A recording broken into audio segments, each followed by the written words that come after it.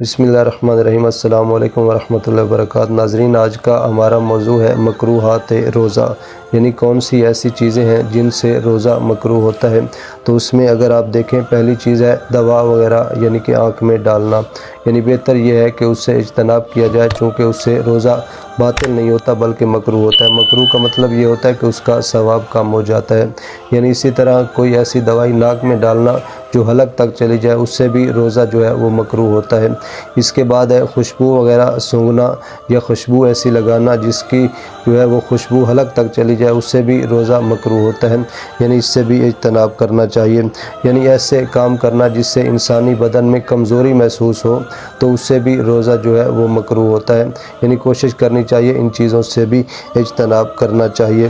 یعنی اسی طرح کوئی ایسا پھول وغیرہ سونگھنا جس کی خوشبو جو ہے وہ حلق تک جائے، اس سے بھی روزہ مکروہ ہوتا ہے۔ اس کے بعد ہے یعنی عورت اگر ہو وہ پانی میں بیٹھ جائے تو اس سے بھی اس کا روزہ جو ہے وہ مکروہ ہوتا ہے۔ یعنی یہ مسئلہ مرد کے لیے نہیں ہے بلکہ صرف عورت کے لیے ہے کہ اگر عورت پانی میں بیٹھے تو اس سے روزہ اس کا مکروہ ہوتا ہے۔ اس کے بعد اگر آپ دیکھیں خشک چیز سے حق نہ کرنا، یعنی ایسی چیز سے حق نہ کیا جائے، اس سے بھی روزہ جو ہے وہ مکروہ ہوتا ہے۔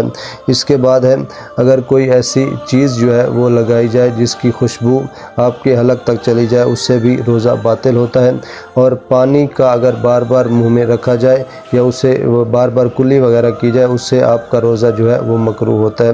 اس کے بعد ہے اشعار پڑھنا، یعنی ایسے شعر پڑھنا جن سے دنیاوی مطلب نکلے، ان سے بھی روزہ مکروہ ہوتا ہے۔ بعض روایات میں یہ کہا جاتا ہے کہ اگر کوئی جس طرح کا بھی شعر پڑھا جائے، یعنی جیسے بھی اشعار پڑھے جائیں، اس سے روزہ مکروہ ہوتا ہے۔